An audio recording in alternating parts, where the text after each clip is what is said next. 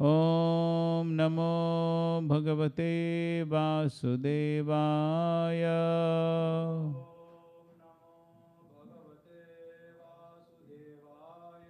Om Namo Bhagavate Vasudevaya.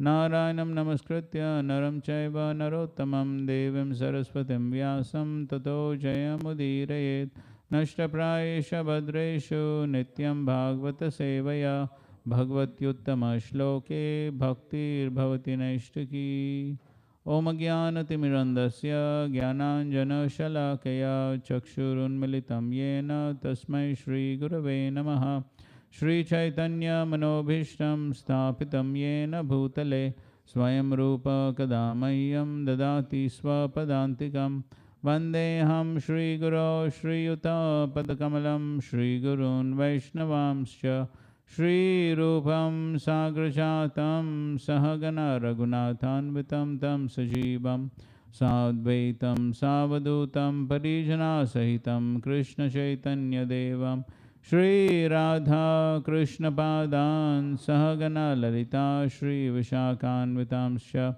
Nama Om Vishnu Padaya Krishna Prishtaya Bhutale Srimate Bhakti Vedanta Swamin Niti Namine Namaste Saraswate Deve Gauravani Pracharine Nirvishesha Shunyavadi Paschatya Deshatarine Namo Mahavadanyaya Krishna Prema Pradayate Krishnaya Krishna Chaitanya Namane Gauratvishe Namaha He Krishna Karuna Sindho Deenabandho Jagatpate Gopesha Gopika Kanta Radha Kanta Namostute Tapta Kanchana Gaurangi Radhe Vrindavaneshwari Vrishabhanu Sute Devi Pranamami Hari Priye Vanchakalpatarubhyascha kripa sindhubhya eva cha patitanam pavanebhyo vaishnavebhyo namo namaha. Jai Shri Krishna Chaitanya Prabhu Nityananda Shri Advaita Gadadhar Srivasadi Gaur Bhaktavrinda Hare Krishna Krishna Krishna Hare Hare Hare Rama Rama Rama Hare Hare. Hare Krishna. Some points from yesterday?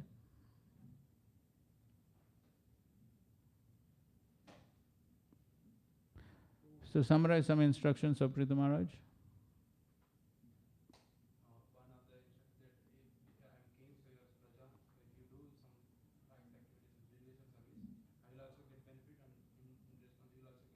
Mm. Correct. Okay.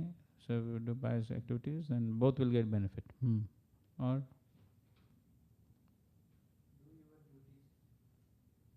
okay, doing varnashram duties. Yes. For what purpose? Samsiddhi Haritoshna. Or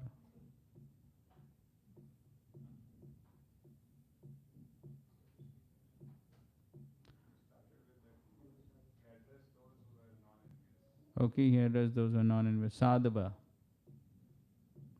So if one performs devotional service, what benefit they'll get?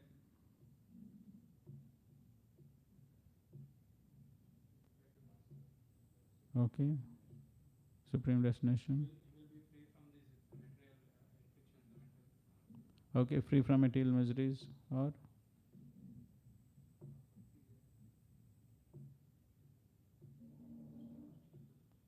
we discussed about that tushti pushti shuddhapa. So there's jnana, vairagya. So all those are the results of practicing devotional service. So in this way he inspired the citizens to practice devotional service. And so of course yesterday we had this whole discussion on yatha adhikar. So what is the quality required to practice devotional service? No duplicity. Yes, no duplicity.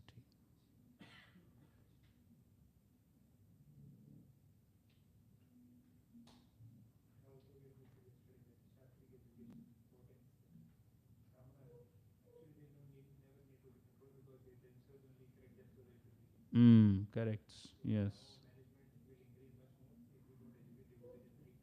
Mm. Right. Yes.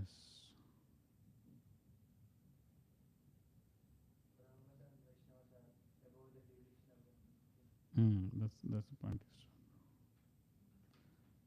Also, different types of consciousness. Mm.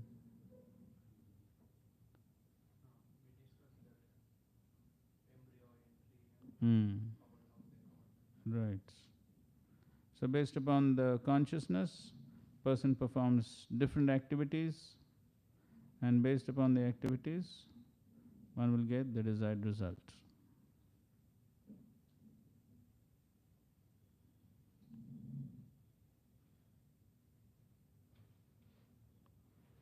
So, finally, verse number 36, Prithu Maharaj told the citizens, "You are all performing your duties nicely, so that's bestowing mercy upon me. This is your anugraha."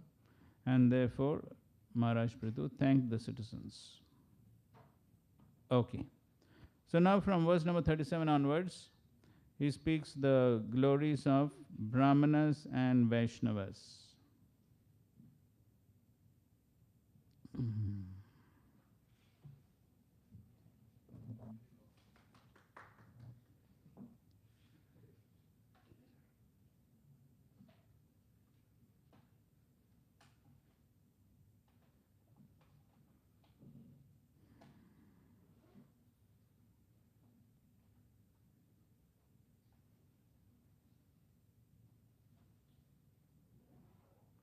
ठीक है. So let's start with verse number 37. Majatu teja prabhaven mahardibis titikshaya tapasa vidyaya cha dedipyamane jitadevatanam kule swayam rajakuladvijanam. The Brahmanas and Vaishnavas are personally glorified by their characteristic powers of tolerance, penance, knowledge, and education. By dint of all these spiritual assets, Vaishnavas are more powerful than royalty. It is therefore advised that the princely order not exhibits its material prowess before these two communities and should avoid offending them. So, in the previous section, he inspired them to take up a devotional service. And devotional service is possible only by the mercy of the Brahmanas and the Vaishnavas. And so, therefore, he is glorifying the Brahmanas and the Vaishnavas in this section. So, why the Brahmanas and Vaishnavas glorified? Because of their qualities. What qualities they have? Titakshaya, tapasa, vidyaya. Tolerance, penance or austerities, and education. So same thing what Krishna tells in the Bhagavad Gita also. Shama, Dhamma, Tapa, Shaucham. All those. Same things. Purport. Prithu Maharaj has explained in the previous verse the importance of devotional service for both the rulers and the citizens of the state. Now he explains how one can be steadily fixed in devotional service. Okay, so that's the link between the previous section and this section. So now he's explaining how to remain steady in one's devotional service. So Srila Prabhupada is quoting the conversation between Chaitanya Mahaprabhu and Rupa Goswami. So we know the Bhakti Lata and then Bhakti Lata Bij, then Bhakti Lata, the watering process, and it has to be fenced. So what is the fencing of the Bhakti Lata? Yes, association of devotees, and in that association, following the rules and regulations. That is the fencing of the Bhakti Lata. So if one is not in the association of devotees, if one associates non-devotees, then the result could be, yes, offenses. So one of the main causes for Vaishnava Aparadha is association with non-devotees. And if one commits offenses, one commits Vaishnava Aparadhas, all of his progress in devotional service will be checked. And Prabhupada writes important statement. even though one is very much advanced in devotional service, if he commits offenses at the feet of a Vaishnav, his advancement is all spoilt. Even if one is very much advanced, but still if one commits offense, his advancement is all spoiled. And then he gives the example of Durvas Muni. Further down he says, the most grievous type of Vaishnava Prad is called Guru Aprad, which refers to offenses at the lotus feet of the spiritual master. In the chanting of the holy name of the Supreme Personality of Godhead, this Guru Aprad is considered the most grievous offense. Guru Avagya Shruti Shastra Nindanam. Among the 10 offenses committed against the chanting of the holy name, the first offenses are disobedience of the spiritual master and blasphemy of the Vedic literature. Okay, a short discussion on Vaishnava Prad. I'm sure you have heard it many times, but just in the context of what Prabhupada is writing here. Okay, so note down. So causes, consequences, solutions. Vaishnava Prad. Causes, consequences, prevention and solution. Prevention and rectification.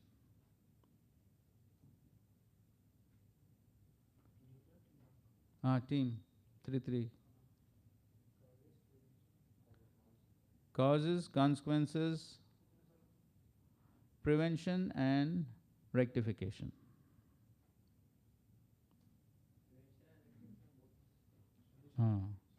So one is prevention, and rectification means after it is committed.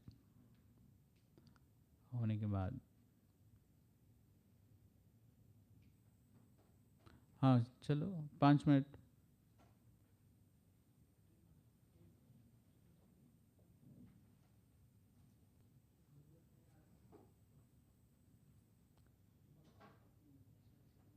हाँ ठीक है, आप 2, यहाँ 3, वो 3, ये 3.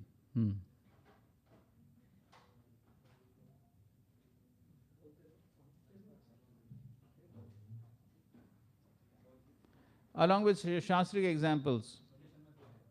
So some Shastric examples also for especially causes, consequences. So give some Shastric examples, a lot of examples.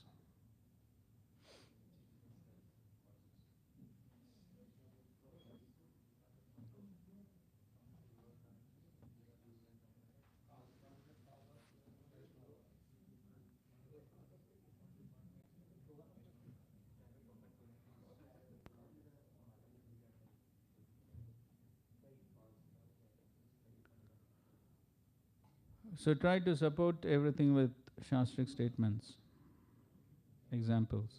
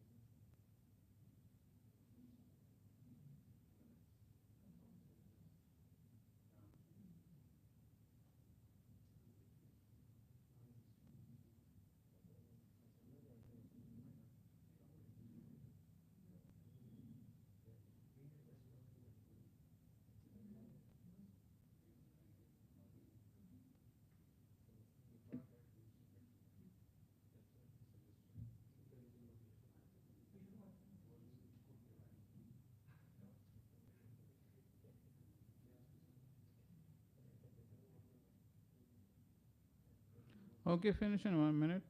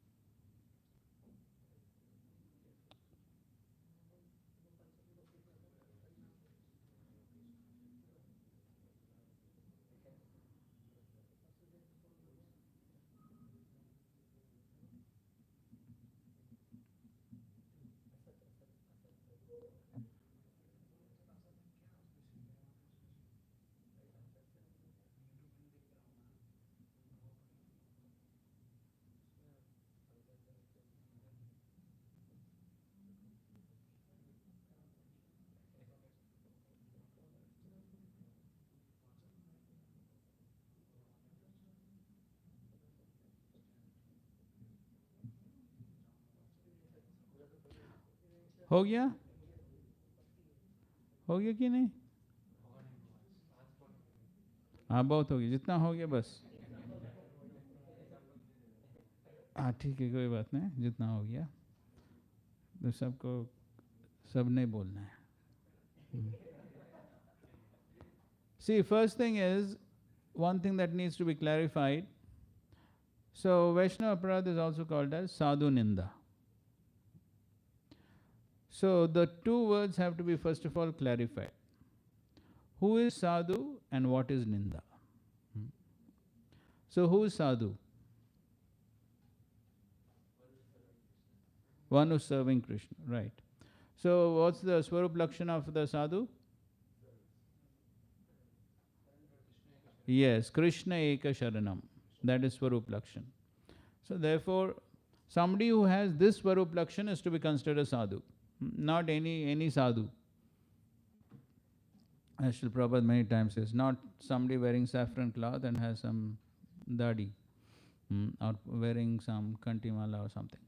So the main lakshan is Krishna Ekashan, one who has surrendered, who has taken shelter of the Supreme Lord, is trying to please the Supreme Lord. He is to be considered a sadhu.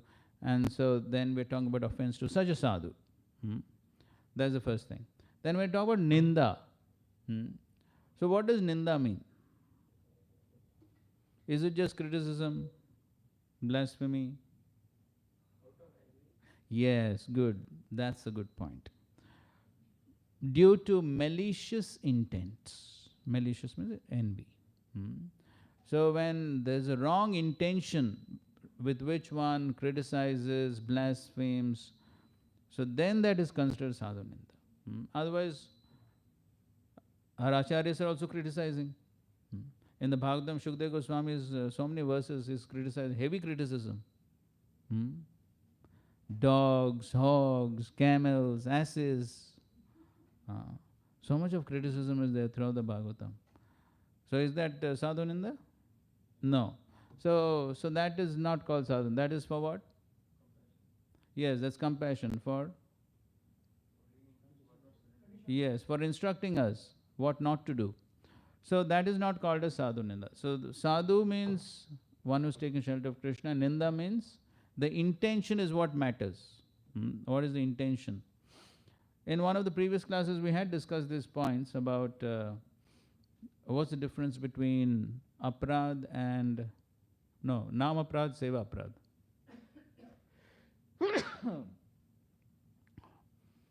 What is the main difference between nam aprad and seva aprad? Seva aprad leads how? Hmm. Even after performing the aparat, Hmm. if his intention is it can be rectified by doing some prayachit or reciting some sloka. Then if he is repeatedly doing, then it comes to nama. Okay, that's a good point. Yes. Huh.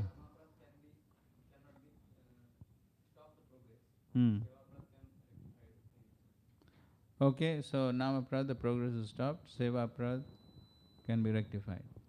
Okay, so Vishwanath Thakur, especially in the Madhur Kadambi, describes the main difference is the intention. The intention is the main difference.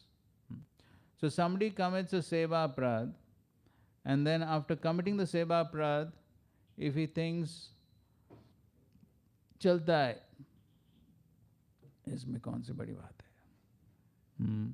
So if one has that attitude, I'll chant some holy names, or I'll do some rectification, some prayashrita, some mantras I'll chant. So if one has that sort of casual attitude, then the seva aprad turns into nama aprad. So he says the main difference is the intention. So if one commits an offense knowingly, with malicious intent,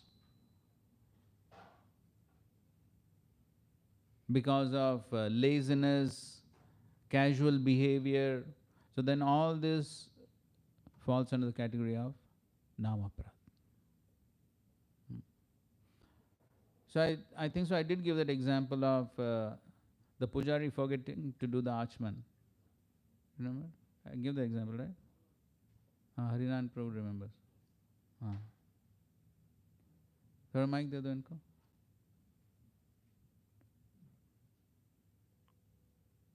So you shared that suppose some devotee is getting late for opening altar or doing arti, and he forgot to do achman, and he did arti. This is one case. And another case is where intentionally he तो okay चलता है, ठीक है, अभी नहीं हुआ आचमन तो कोई नहीं, चलो अभी कर लेता हूँ आरती. And then he उसको पता ही था स्टार्टिंग में मैंने आचमन नहीं किया है, पर तो भी वो इग्नोर किया उसको कि ठीक है छोड़ो or he did Aarti, everything. So the second one is Namaprad, where he knowingly ignored the rules, and the first was to complete the task and time nahi hai, something like that, and it may be seva aparad. Take a little bit of editing is required. So, so suppose sometimes it happens, na? एक पुजारी last minute बोलता है अरे तबीयत ठीक नहीं है, so then some other devotee is told to do the arti or offering. So then in a hurry he forgets to do the archman. So then as he is doing the arti, in between he remembers, अरे मैं आचमन करना भूल गया. So now when he remembers, how does he respond? So one type of response is he can say, अरे क्या करूँ, अभी वो जल्दबाजी में हो गया, अभी उन्होंने तो लास्ट मिनट बोल दिया, हाँ तो इसलिए भूल गया, तो इसमें क्या गलती है? हाँ. So if one justifies the wrong activity, and then he says ठीक है मैं कुछ chanting कर लूँगा, ये कुछ मंत्र बोल दूँगा, हो जाएगा. So if that is the attitude, then that it is a seva aprad. Forgetting to do the achman is a seva aprad. It's not one of the nama aprads. But because the attitude is not correct, that seva aprad turns into nama aprad. And so the second type of response is when he remembers, I forgot to do the achman. So the second type of response is, oh, I forgot. So then the mood is of repentance. So he feels like, I should have done the achman, I forgot. So when he is repentant, and then he does the rectification. But the mood of repentance is there, and he prays to the Lord for forgiveness. So then it falls under seva aprad. Okay, is this point clear? So on the path of bhakti, intentions, desires matter a lot. Therefore, bhakti is very subtle. We were discussing yesterday. So it's very subtle, and that makes the application of bhakti more difficult. Unlike the other paths where things are a little more gross. ठीक है. Now let's go ahead with our discussion. Somebody wants to write? Anybody?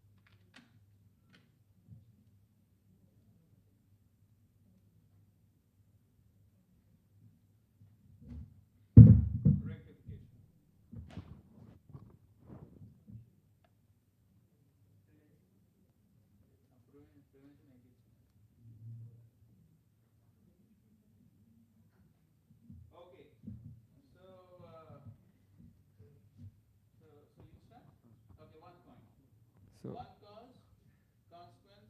Okay, बीच में example. ठीक है. Cause is pride. We do my one do Vaishnava Prad because of pride. तो you have to explain. I'll example. Example is like pride में. Pride we like the person feels superior. कि I am superior to him. Like Daksha Prajapati, he thought how Shivji can't do pranam to me. मेरा जमाई है, छोटा है मेरे से, वो pranam नहीं किया. Okay, fine. So pride.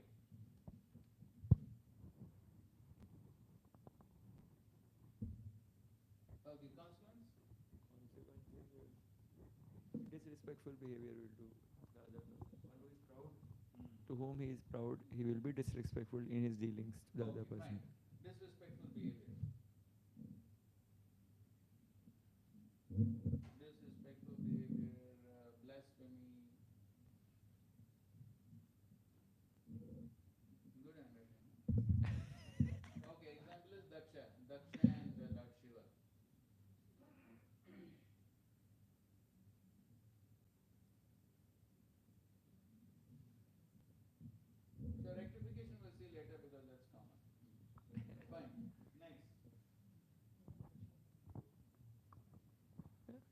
judging mentality.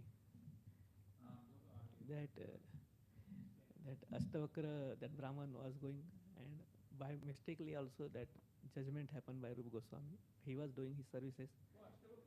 No, no, one Brahmana, like limpid Brahmana.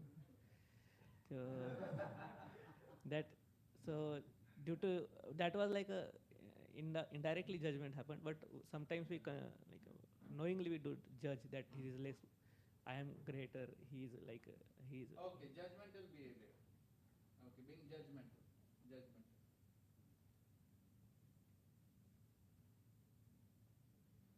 Okay, consequence? Consequence in this example, the service get hampered. Like the whole that absorption in Krishna consciousness get hampered.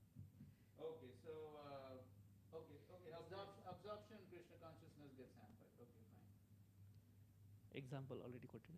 Okay, example of Rupa Goswami and Brahmana.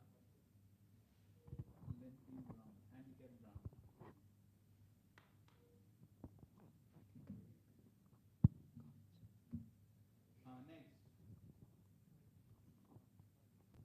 Next. Fault finding nature, like though someone is not at fault, you have that nature, like we always see from that point of view. So the example we can see Ramchandra Puri, like he invited all the Vaishnavas, gave him feast. And Right, fault finding.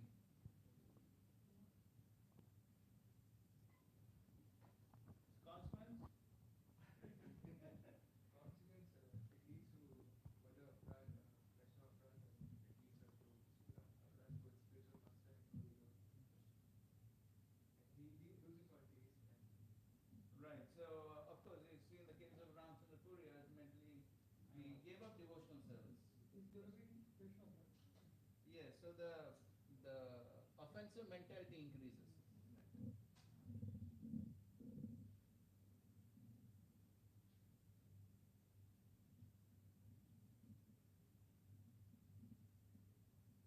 Okay, the example Ramchandra Puri. Next. Subramani and Garudji. Okay, the example. So.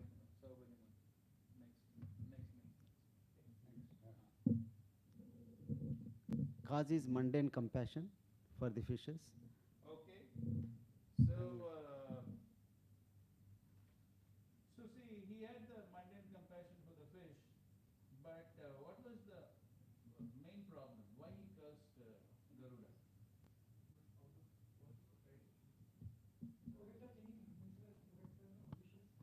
He was thinking himself the protector of fishes. Savior. And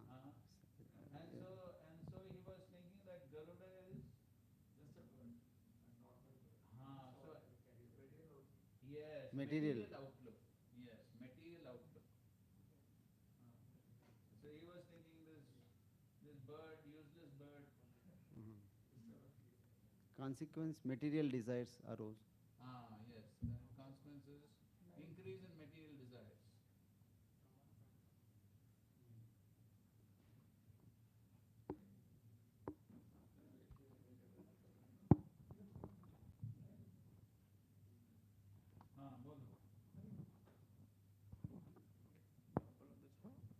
Prabhuji, envy, and because of envy, one does aparadh. Yes, and of course that's the cause of all of them. So people can be correct. The example is Ramchandra Khan to Haridas Thakur. So result is? Result is one, he defames the other person. Consequences will be with the person who will be envying, he will be at a great loss. Because जैसे इसमें Ramchandra Khan, his whole village was burned, he himself was killed, so right, destruction. So the consequence could be destruction. Could be destruction of the entire, destruction of oneself and dynasty.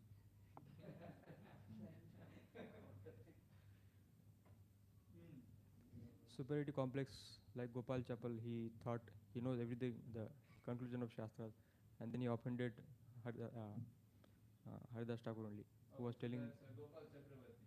So superiority complex, right? He thought he knows Shastras better.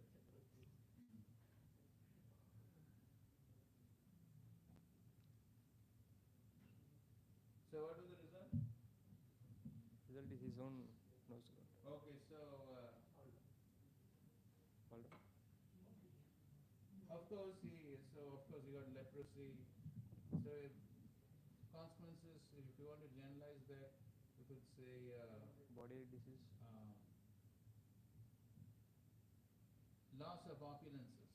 So whatever opulence one has, you mentioned it was very beautiful. So one could lose on opulences.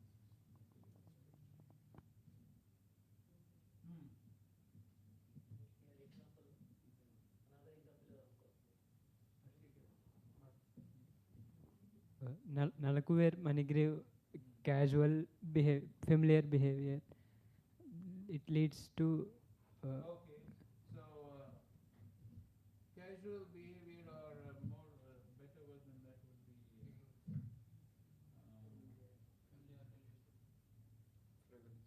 okay, that's better, yes. Frivolous behavior, yes. Frivolous behavior.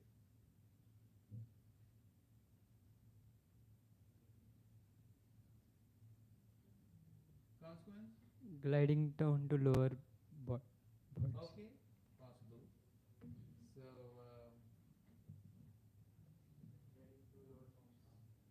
okay, okay, right there. Of course, we can't generalize it, but still, okay, in this case. Lower forms of lower forms.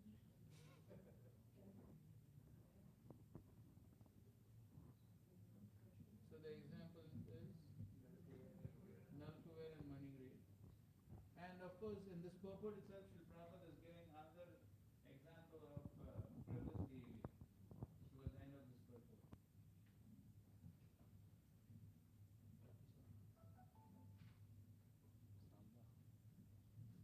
Right. The Yadus. The Yadus simply making fun. Frivolous behavior. Indra and Brahaspati. Brahaspati, Indra didn't give proper respect to Brahaspati. Why? Disrespect. So why he did not? He was in a mood of entertainment. Because of that, he could not give proper respect to Brahaspati. Right, and also familiarity. Familiar. Familiarity.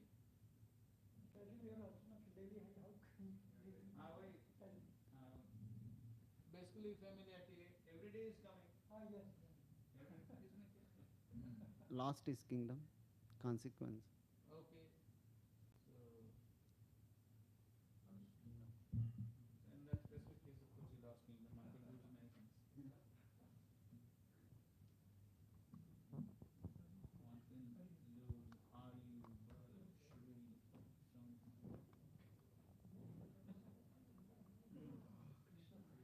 हो गया प्रभुजी हमारा Okay, ठीक है.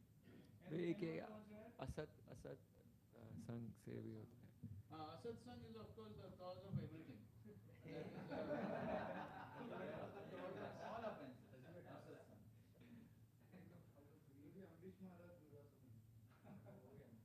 Amrish Maharaj Durvas Muni. Okay. So what is the cause? What is right? Right. So basically, yes. So pride, where the spiritual qualities. There you can also say Amrish Durvas Muni. How to hear? Okay, envy. That is under envy. You can also have example of Amogha. That's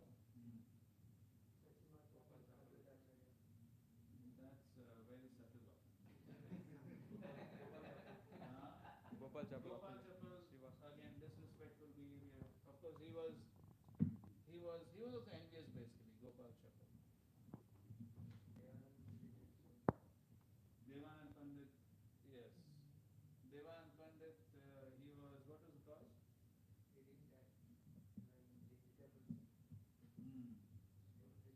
Right. So there the cause is no. He was basically he did not understand the glory of Srivas Thakur. thought, okay, so the disciples basically, they thought, okay, what is this person is simply creating disturbance. So, yeah, in one sense, material outlook only. But as far, so the disciples' material outlook, but Devanand Pandit, he did not take action. He did not take action against his. So basically, it is irresponsible behavior. Irresponsible behavior. Yes, Romarshan Sutta. That is basically what, right? Yes, pride, and leading to disrespectful behavior. So, what was the consequence of this Devanand Pandit?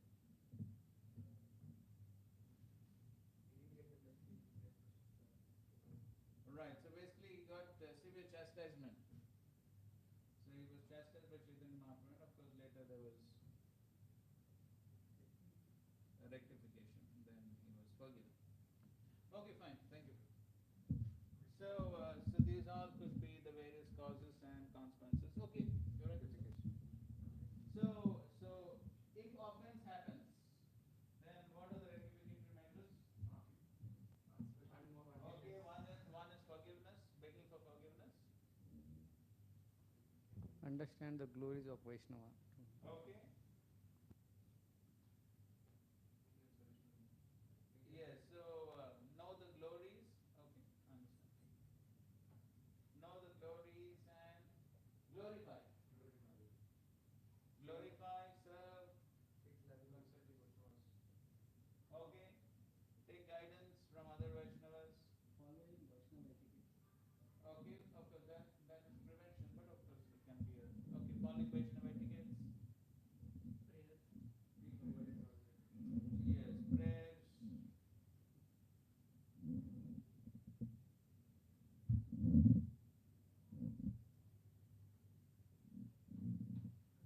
Humble and tolerant.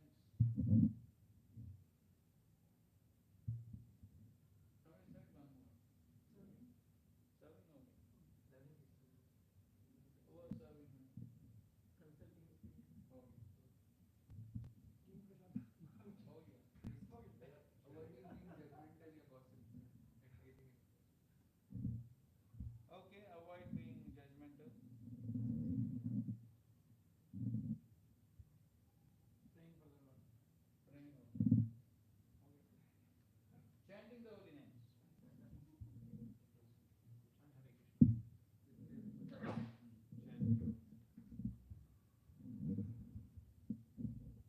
Oh, so some of these are also in prevention, like following Vaishnava etiquettes, humility, tolerance, avoid being judgmental. So these also come under prevention. So these are some points for Vaishnava Prad.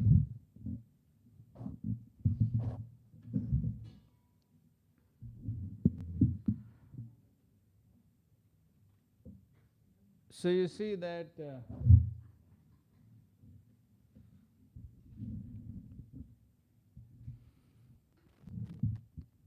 Hati Mata. So disastrous consequences can be there if one actually commits a Vaishnava Prad. And well, it didn't come, at least directly it didn't come here. But one of the main consequences when there is an offense is one loses taste.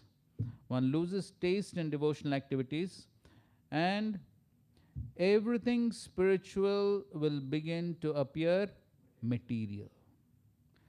So the holy name, the dham, Vaishnavas, Mahaprasad, everything will appear to be material. And so when everything appears material, one loses taste. So then one loses taste, then that's how one glides down. Then without taste, one cannot perform.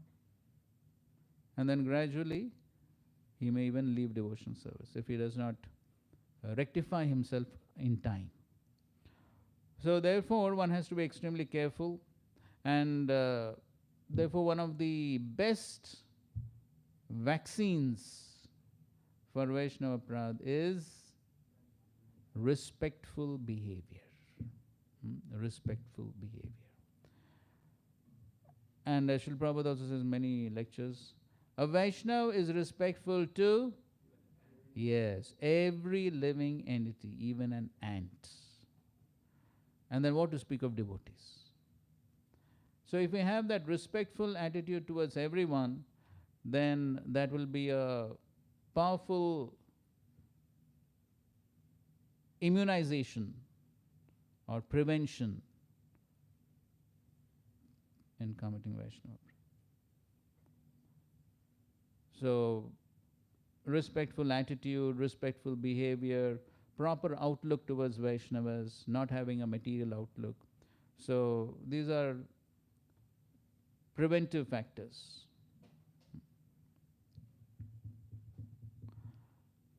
And in the Chaitanya Charitamrita, Chaitanya Mahaprabhu is described to Rupa Goswami regarding the Hathi Mata. And so there, Mahaprabhu says that the Bhakti Lata is broken and totally uprooted. Totally uprooted.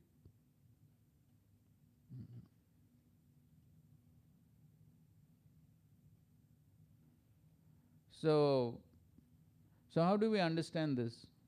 Bhakti is never lost, isn't it? Neha bikarna shasti pratyavayo navite swalpam.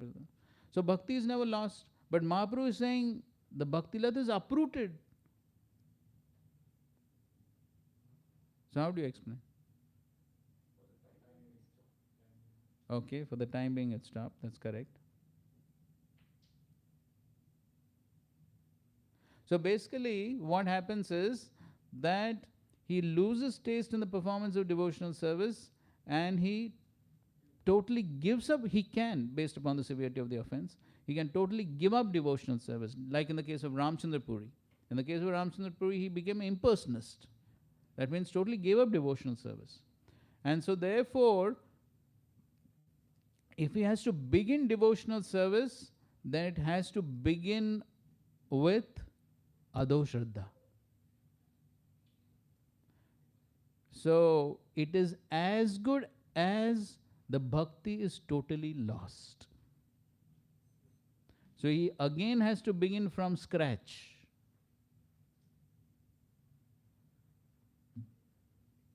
Of course, he will get the benefit of his previous devotional practices.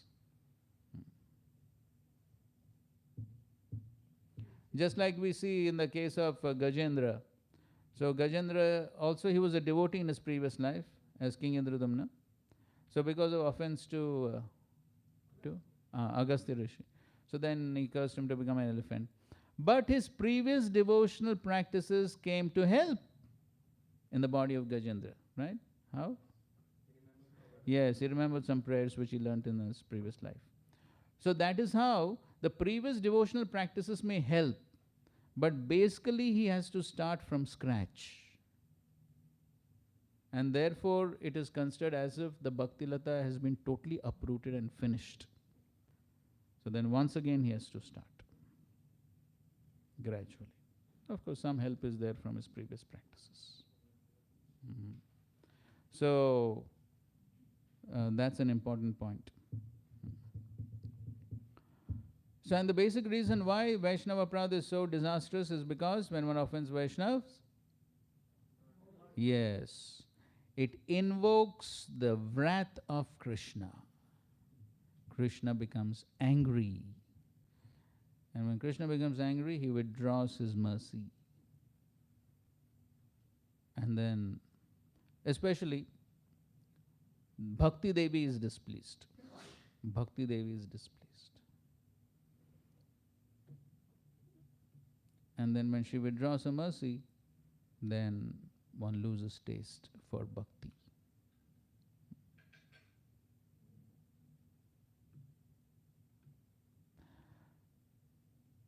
Now sometimes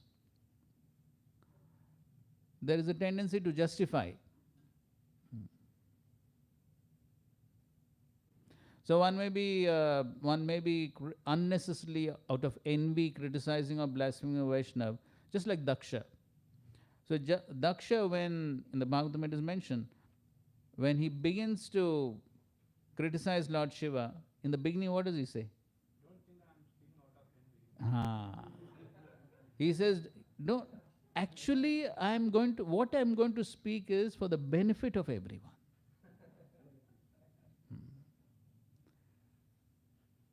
So one may actually try to justify and think that I'm doing some good work. So especially if one is in managerial positions, one has to be careful. So one may have envy, and one may use one's position to find faults and criticize other Vaishnavas, but one may justify it, saying, oh, this is all very important for management and things like that. And so Raghunath Das Goswami compares this with bathing in ass's urine. So this type of justification, if one is trying to justify unnecessary criticism of Vaishnavas due to envy, if one is trying to justify, saying that this type of discussion is useful, beneficial. So it is like a person who thinks bathing in ass's urine is useful. So definitely it is not useful. So it's going to be polluting, not purifying. It's going to be putrefying. But one thinks it's purifying. So therefore he gives that analogy. So therefore again the same point, there's always a tendency to justify, but one should be very sincere to know what is my desire, what is my intention, why am I doing this? Am I actually criticizing as a service, or is it my envy? So sometimes it becomes very difficult to understand unless one is sincere. If one is sincere, then Krishna will reveal from within. Otherwise, one is in a dangerous position. One may be actually doing offenses, but one is justifying them. Then what happens? One will continue with the offenses and justify them. Then it becomes a very dangerous situation. So therefore, one always has to be very sincere. One's intentions must be very clear. Therefore, we were discussing yesterday also. One should not be, duplicitous. So this is duplicitous behavior. And so, one of the results of offenses, as described by Sri Chaitanya Mahaprabhu Rupa Goswami, is along with the Bhaktilata, the weeds grow. The weeds grow. Upashaka. So this is the result of offenses. Prabhupada writes it very clearly in that purport and the CC. So when one commits offenses against the holy name, then the weeds begin to grow. So of course he says there are unlimited weeds, but they can essentially be classified into 6. What? Kutinati, Jivahimsa, Nishiddhachar, Puja, La, Pratishta. But Srila Prabhupada, in that purport, he gives a long list of results, or all the weeds that come up when one commits offenses. I think so that one purport we can read maybe. So this is CC Madhya 19th chapter, I think this is 161, I think.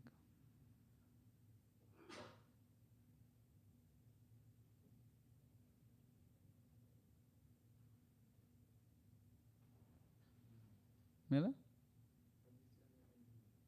ठीक है, थोड़ा आगे पीछे देखो. 6 padu.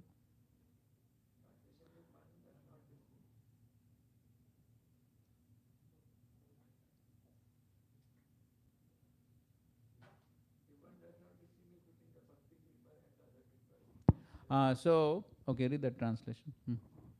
If one does not distinguish between the bhakti creeper and other creepers, the sprinkling of water is misused because the other creepers are nourished while the bhakti creeper is curtailed.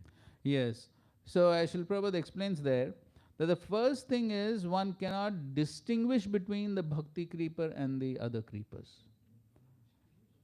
Because just like in a field, na? In a field, if crop is growing, along with that weeds are growing. Everything looks green. Everything looks green, na? So it's very difficult to distinguish. When can one distinguish? Yes, when one sees carefully.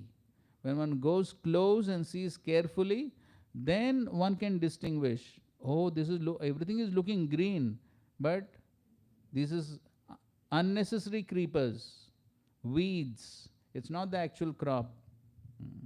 So therefore, even to distinguish between them requires some contemplation, sincerity. So that is required. Otherwise, one cannot even distinguish. And then, as we discussed, then one will justify. सब ठीक चल रहा है, सब हरा भरा दिख रहा है, सब ठीक है. One can't distinguish. Now read that purport. If one chants the Hare Krishna mantra while committing offenses, these unwanted creepers will grow. One should not take advantage of chanting the Hare Krishna mantra for some material benefits. As mentioned in verse 159, Nishiddha Achar Kutinati Jivahimsa Lava Puja Pratishtha Adi Yata Upashakha Gana. The unwanted creepers have been described by Srila Bhakti Siddhanta Saraswati Thakur. He states that if one hears and chants without trying to give up offenses, one becomes See the specific language Prabhupada is using. If one hears and chants without trying to give up the offenses, at least one should try to give up the offenses. ठीक है, अनजाने से हो जाता है, but at least one must sincerely try to give up the offenses. At least one must sincerely try to chant attentively and also not commit the other. At least the sincere endeavor has to be there. ऐसा नहीं कि ठीक है चल रहा है जो चल रहा है ठीक है. Good. One becomes materially attached to sense gratification. Yes, the main thing is one becomes materially attached to sense gratification, and then that manifests in so many different. One may also desire freedom from material bondage like the Mayavadis, or one may become attached to the Yoga Siddhis and desire wonderful yogic powers. So one can desire liberation like Mayavadis, or become Bhagavan. Mayavadis means become Bhagavan, or desire so many siddhis. So even within devotional service, one can desire so many siddhis. Become great person, great preacher, great speaker, great motivational speaker, have a lot of YouTube followers. So all these are what? Siddhis. One may desire so many siddhis. Okay. If one is attached to wonderful material activities, one is called Siddhi Lobhi, greedy for material perfection. One may also be victimized by diplomatic or crooked behavior, or one may associate with women for illicit sex. One may make a show of devotional service like the Prakrita Sahajiyas, or one may try to support his philosophy by joining some caste or identifying himself with certain dynasty, claiming a monopoly on spiritual advancement. Right, so you see deviant philosophies, it could be Mayavad, it could be Sergiism, so joining some other group, so all these are the results of offenses. Thus, with the support of family tradition, one may become a pseudo-guru or so-called spiritual master. Pseudo-guru, so-called spiritual master. One may become attached to the 4 sinful activities: illicit sex, intoxication, gambling and meat eating. Or one may consider a Vaishnava to belong to a mundane caste or greed. So having material outlook towards a Vaishnava. One may think this is Hindu Vaishnava and this is European Vaishnava. European Vaishnavas are not allowed to enter the temple. In other words, one may consider Vaishnava in terms of birth, thinking one a Brahmana Vaishnava, another a Shudra Vaishnava, another a Manisha Vaishnava, and so on.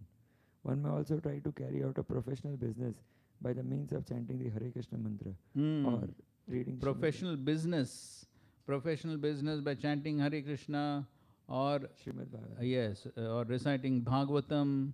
So this is also due to offenses. Because of offensive behavior, then one is trying to use devotional practices for one's sense gratification or for one's livelihood. So all this is offensive. Is chanting money doing kirtan for Lakshmi? Sir? Yes, doing kirtan as a business.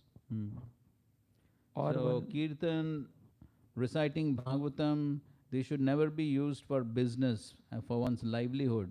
This is solely meant for the pleasure of the Lord.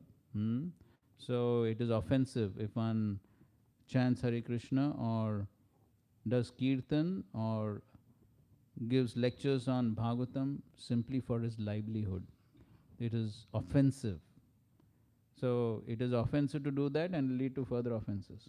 So therefore, all these activities simply have to be done for the pleasure of the Lord.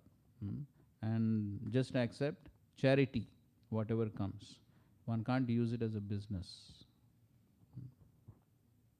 Or one may try to increase his monetary strength by illegal means. Also, one may become a cheap Vaishnava by trying to chant in a secluded place for material absorption. Or one may desire mundane reputation for making compromises with non-devotees concerning one's philosophy or spiritual life. Or one may become a supporter of a hereditary caste system. All these are pitfalls of personal sense gratification. Just to cheat some innocent people, one make a show of advanced spiritual life and becomes known as a sadhu, mahatma or religious persons. All this means that the so-called devotees have become victimized by all this unwanted creepers and that the real creeper, the Bhakti Lada, had been stunned. Yes. So Prabhupada is giving a whole list of results of offenses. So all these unwanted creepers grow and the actual Bhakti Lata will be stunted. So all these creepers will take all the water and they will grow. And so therefore, all these various material desires which can manifest in so many different forms, all this can increase. So if all these are increasing, then one should know that most probably one is committing offenses. So one has to be extremely careful. So Bhaktivinoda Thakur and Vishwanath Thakur also, they mention that sometimes one could find faults with a Vaishnava due to some reasons which one may think are legitimate. So one is accidentally committed sins. So if one has accidentally committed, if a devotee has accidentally committed sinful activities, so one may think it is a good reason to criticize. But then it is not good reason to criticize. Why? Krishna has told, Apichet suduracharo bhajate ma mananya bhak sadhureva samantavya. So it is not substantial reason to criticize. Of course, those who are in managerial positions, whatever action they need to take, That's another thing. But in general, if a devotee is sincerely practicing devotional service, accidentally has committed some mistake, it is insubstantial ground for criticism. Okay, if one so unnecessarily criticizes such a devotee, it will come in the category of offense, aparadh. Then second he says is previous sinful activities. Before coming to Krishna consciousness. So previously some devotees may have committed sinful activities. Now they have become devotees, but then one uses that as a reason to criticize. So just like when Srila Prabhupada brought his Western disciples to India, then some of the caste Goswamis in Vrindavan, they were saying, oh, what type of Vaishnavas? Oh, they were doing all sinful activities before. What type of Vaishnavas? So, so that is also insubstantial ground for criticism. Okay, they must have been doing sinful activities, but now they have become devotees. So just like Jagai and Madhai, after Jagai and Madhai became devotees, then Lord Chaitanya Mahaprabhu gave an instruction, a warning to everyone. What? No, that he told them, no more sinning. So, so Mahaprabhu gave warning that now they have become Vaishnavas. So now if anyone criticizes them, yes, then they will get sinful reactions. Then all the previous sinful reactions of Jagai and Madhai will go to them. So, so there Mahaprabhu very clearly said, now they become Vaishnavas. You cannot criticize them because of their past sinful activities. Now that is finished.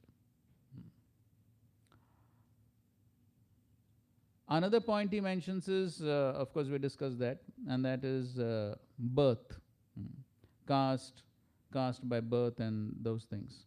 So that's also not a substantial reason, like European Vaishnavas, American Vaishnavas and things like that.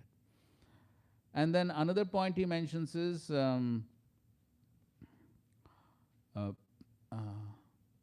traces of past sinful activities, present traces of past sinful activities. So somebody may have committed sinful activities in the past, and some traces are still remaining after they become devotees.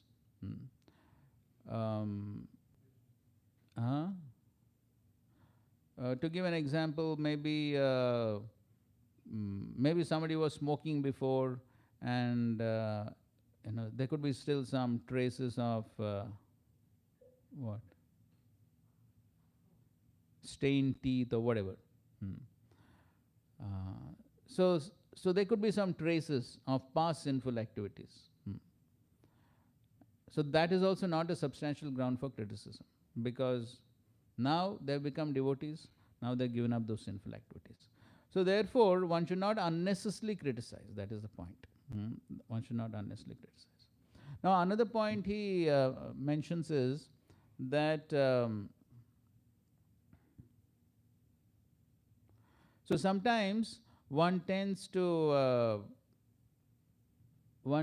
think that, okay, this is neophyte devotee, this is new devotee, so it is okay to criticize.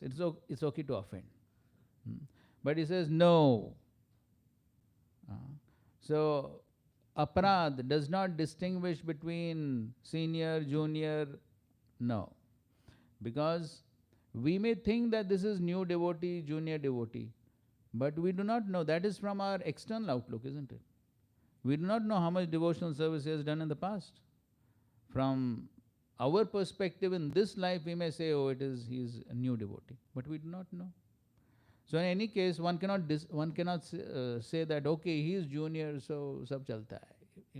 It's okay. No, it doesn't work. Vaishnava is Vaishnava. Doesn't make difference, junior, senior. So one has to be careful with everyone. So in that context, and we discussed that point, that how one must be respectful towards every living entity. So in that context, we have the example of Dhruva Maharaj. So when Suruchi insulted Dhruva, at that time Dhruva was not a devotee. He didn't become a devotee at that time. But still, she had to get the reaction. Kya reaction mila? Yes. First, of course, son was killed by the Yakshas, and then she got burnt in a forest fire. So both got result for that offense, even though Dhruva was not a devotee at that time. So there in that purport, actually, Srila Prabhupada writes that therefore one should be careful while dealing with every living entity, because any living entity can become a devotee in the future. So therefore one should be careful while dealing with everyone. And so one cannot distinguish junior, senior, all that. Now another point he says is, one cannot justify aparad saying that the Vaishnava has some other faults. Suppose I offend one devotee, and then somebody tells me, oh, you have not done the right thing, you have offended him. Then I may say, Arey, what type of Vaishnava is? I have seen him, he sleeps during chanting. So I'm justifying my offense by finding another fault in the Vaishnava. No, that is not justified. My offensive behavior is offense. I cannot say that he has some other fault, therefore my offense is justified. No, it doesn't work that way. And also he says one cannot justify offense using the examples of Jagai Madhai or Maharaj Rauguna and Jad Bharat. So Jagai and Madhai, they committed a lot of sinful activities, of course. They committed a lot of sinful activities. But in any case, they got, even though they did so much of nonsense, they got causeless mercy. Correct? Even though they did so much nonsense, still they got causeless mercy because of Nityananda Prabhu. So one cannot think, okay, I've committed offenses, I'll also receive some causeless mercy. So one cannot think like that. Or in the case of Maharaj Raugan, he actually offended. He actually offended Jad Bharat, correct? But still Jad Bharat, he didn't take the offense very seriously. And still he gave his mercy to Maharaj Rauguna. So one cannot take support of these examples and think that my offense also sab chalta hai, koi baat nahi. Nityananda Prabhu is very merciful, Srila Prabhupada is very merciful, so sab theek ho jayega. I can continue with my nonsense. So one cannot justify like that. So all these types of justification are insincerity actually. This is all insincere behavior. One is simply trying to justify one's nonsense. One wants to do nonsense and one is somehow trying to justify. So it doesn't work that way. So one has to be sincere and one has to avoid all types of offensive behavior. So these are some important points under Vaishnava. And so therefore, living in the association of devotees, as we will see now in the further purports, association of devotees is vital for practice of devotional service. But where do we commit offenses? In the association, right? So therefore, then one cannot say, "Are ye sab jhanjat hai, association chhod do." No, that will not work. It is impossible to practice devotional service without association. So one has to remain with the association and learn to see Vaishnavas with the proper outlook, have the proper attitude. So this is what we have to learn. Otherwise, how we can go to the spiritual world? In spiritual world, who's present? All devotees only. So if we don't learn how to deal with devotees here, how can we get entrance into the spiritual world? So therefore, we have to get trained. We have to get trained. How to behave with Vaishnavas, what to do, when to do. So this is our training ground, Vedi Sadhana Bhakti, apprenticeship. So one has to get trained in all this. Then when one becomes expert, then one can get entrance. Okay, so therefore the first instruction Prithu Maharaj is giving about Brahmanas and Vaishnavas, don't offend them, especially those who are in power, those are in princely order. So they should not offend. We should know the intention. Like, example, there are 4 devotees in a team. One did some mistake. He is doing some mistake in his seva, in his area of work. And the other 2 are sitting and discussing what this devotee did. Now, their intention may be in one case that, okay, criticism, I say something. Other is that, okay, we have to learn what he did wrong and we should not do in our project that wrong. So then in that where their intention is just to learn, so that we should not avoid. Like Brahma ji का case कि वो बोले कि ऐसा मैंने सुना है कि वो ऐसा हो गया, वो सीखने के लिए. Then that also will be offense. No. So therefore the intention is important. That's what we were saying. No? In the Bhagavatam, then we find Shukdev Goswami is criticizing all the materialistic people. Right. So or a spiritual master criticizes disciples. Parents criticize the children. Correct. But what is their criticism meant for? Yes. Either rectification or prevention of the wrong activity. So it's basically as a duty for service. So if that is the intention, so just like we find sometimes Srila Prabhupada would criticize his god brothers. In fact, he openly does it even in his purports. So, but why? Why he did that? Yes, to protect his disciples. to protect his disciples. That was the main intention. And so therefore, the intention matters a lot. So if one has a service and one wants to protect the other devotees from the offensive Vaishnava, or to teach them what not to do. So if one has a service and one is trying to do some service, so with the right intention, without enviousness. So if one criticizes or tells the faults with the right intention of the service, then that won't be offensive. Hmm? Certain temples, they do not allow devotees from other countries to take darshan or whatever, enter the temple. So is it also offensive or? Well, that's, of course, Srila Prabhupada was definitely not happy. And Srila Prabhupada personally never entered Jagannath temple because he openly said it. Because my disciples are not allowed, so even I'm not entering. Jagannath is meant for the entire, Jagannath is meant for the entire world. He's not Odiyanath. So Prabhupada said it openly. So Prabhupada was definitely not happy. But anyway, that tradition is going on. So we know even Rupa Goswami, Sanatana Goswami, Haridas Thakur, they also didn't enter. They respected the tradition. Okay, of course, but Lord himself came to. So that let Lord Jagannath decide. Okay, we don't interfere with that.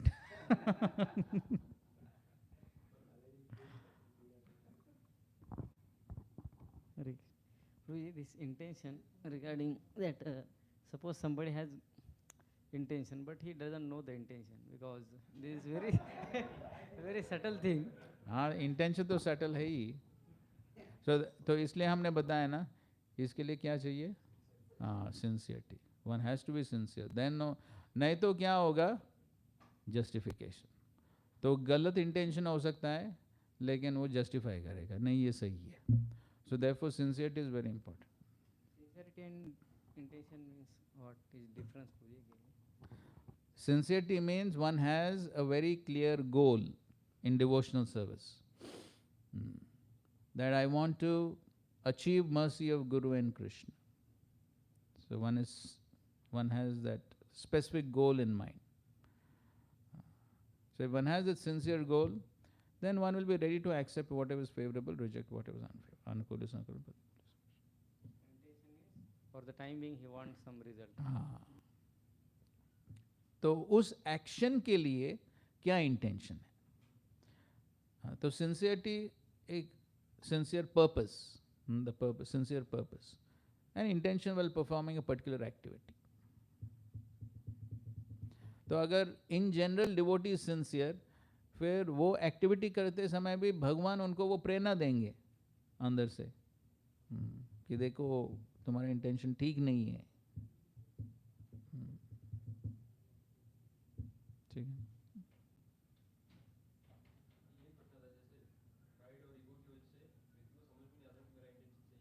हाँ. और व्यक्ति consider करता है कि I am practicing, I have sincere desires and everything, but pride is also there, ego is also there for other devotees. So उसमें offense कर देता है वो. तो इसलिए वो खुद को सोचना चाहिए, थोड़ा contemplation करना चाहिए. मैं ये निंदा कर रहा हूँ, क्यों कर रहा हूँ, उद्देश्य क्या है इसके पीछे, थोड़ा सोचना चाहिए. अगर डाउट है सोचना चाहिए, कंसल्ट करना चाहिए. ठीक है. Okay, fine, let's proceed.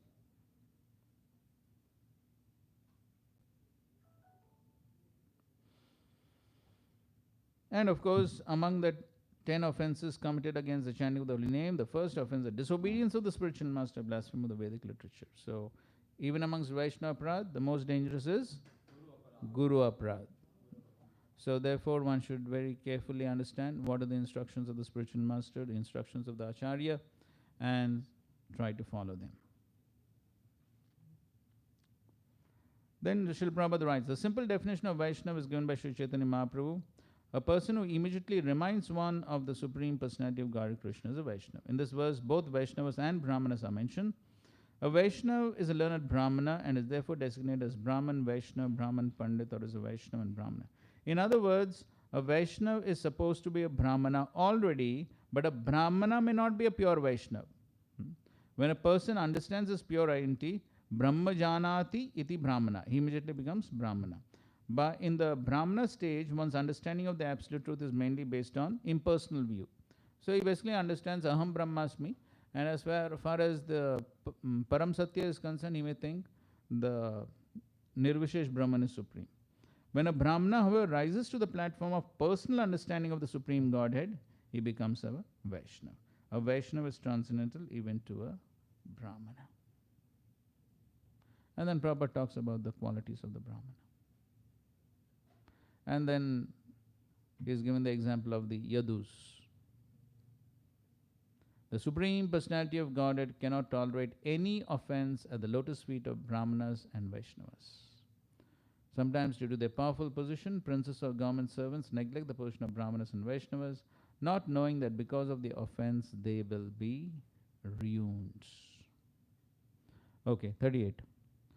Brahmanya Deva Purusha Puratano Nityam Harirya Charana Bhivandanat Avapalakshmim Anapayinim Yasho Jagat Pavitram Cha Mahattamangrani. The Supreme Personality of Godhead, the ancient, eternal Godhead, who is foremost amongst all great personalities, obtained the opulence of his staunch reputation, which purifies the entire universe by worshipping the lotus feet of those Brahmanas and Vaishnavas. So here Prithu Maharaj is saying that even the Supreme Lord got his yashaha. He got his reputation because of worshipping Brahmanya Deva. So is the Supreme Lord dependent on the Brahmanas and Vaishnavas for his reputation? No. So what does it mean? Yes. So to glorify them, the Lord agrees to serve them and thinks that he is dependent on them for his reputation. So Prabhupada is quoting Namo Brahmane Devaya. And then after that he writes, Lord Krishna, the Supreme Personality of God, is the prime protector of Brahmanical culture and the cow. Without knowing and respecting these, one cannot realize the science of God, and without this knowledge, any welfare activities or humanitarian propaganda cannot be successful. So, Brahmanical culture, cow protection, very important. Yat Charana Bhivandanat. Prithu Maharaj said that the Supreme Personality of Godhead attained this opulence of eternal fame simply by worshipping the lotus feet of the Brahmanas. In Bhagavad Gita it is said, Lord does not need to work to achieve material gain. Since he is perpetually supremely perfect, he does not need to obtain anything. But still it is said that he obtained his opulences by worshipping the lotus feet of the Brahmanas. These are his exemplary actions. So the Lord is showing through his example how we need to respect Brahmanas and Vaishnavas. Otherwise, Lord does not need anything, but he's showing through his example. And is given the example of Narad Muni visiting Dwarka. How Lord Krishna, in every palace, Narad Muni visited all 16,108 palaces, and each time Narad Muni entered, Krishna would welcome him, receive him, worship him, everything he would do, as if he's seeing him for the first time. And also is given the example of how Lord Krishna offered his respects to Maharaj Yudhishthir and Kunti. So the Lord's exemplary behavior is to teach us. We should learn from his personal behavior how to give protection to the cow, how to cultivate Brahmanical qualities, how to respect the Brahmanas and Vaishnavas. Yad yada charati shreshtas tat tad evetarojana. If the leading personalities behave in a certain manner, others follow them automatically. Who can be more of a leading personality than the Supreme Personality of Godhead, and whose behavior could be more exemplary? It is not that he needed to do all these things to acquire material gain, but all of these acts were performed just to teach us how to behave in this material world.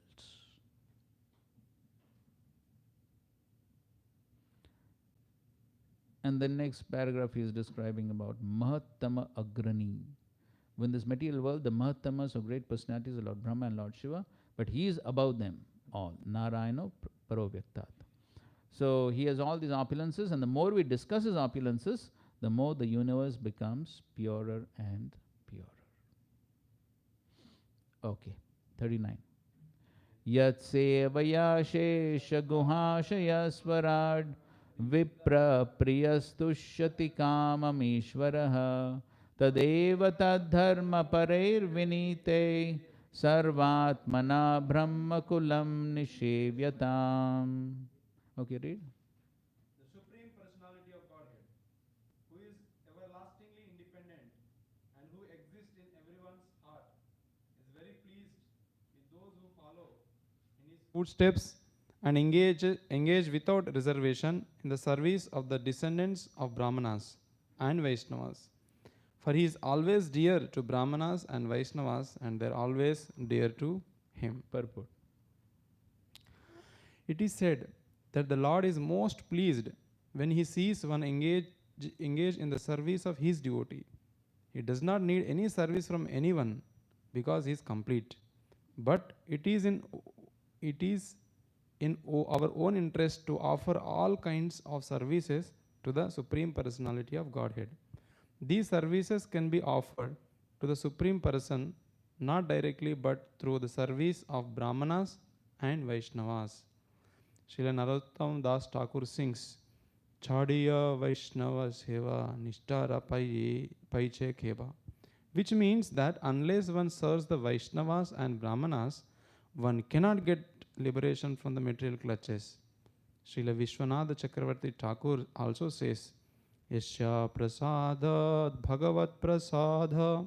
By satisfying the senses of the spiritual master, one can satisfy the senses of the Supreme Personality of Godhead. Thus, this behavior is not only mentioned in scriptures but also followed by Acharyas. Prithu Maharaj advised his citizens to follow the exemplary behavior of the Lord himself and thus engage in the service of Brahmanas and Vaishnavas. Okay, so the Lord himself is eager to serve. Then what should everyone else do? Yes, they will follow his example.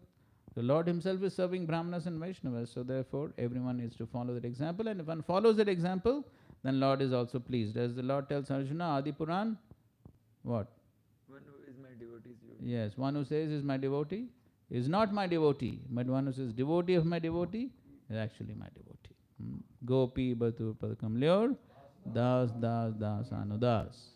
So that's the Siddhanta that the Lord is teaching. Whether it's Bhagavatam or CC, Siddhanta remains the same. So therefore, as last few days these questions were coming up. So no faith in the Vaishnava whom we are serving, how to develop faith. So if this is the Siddhanta, Das Das Anudas, so that means what? So it's not that we serve only the top man, the Diksha Guru or somebody like that. So we should be ready to serve anyone. If any Vaishnava has been appointed to give services and is giving us some service, we should be happy to accept that service. That is our Siddhanta. 40. Puman labeta niti Puman labeta niti evelam atmanaha prasidato atyanta shamam svatasvayam yannitya sambandha nishevaya tataha param kimatrasti mukam havir bhujam.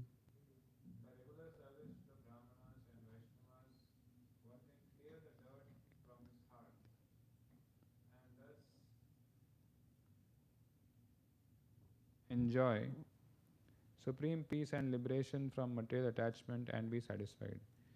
In this world, there is no fruitive activity superior to serving the Brahmana class, for this can bring pleasure to the demigods, for whom the many sacrifices are recommended. So here is telling what is the result of serving Brahmanas and Vaishnavas. So if one serves the Brahmanas and Vaishnavas, the result will be anati velam, without delay. Anati velam. What will happen? One can get shamam swataha, one can get supreme peace. So, and one can become satisfied, prasidata. So one can become satisfied, one can have peace.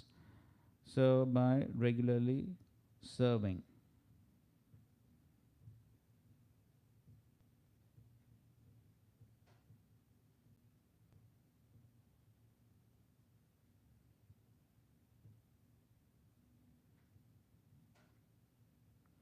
And of course the Devatas also will be pleased.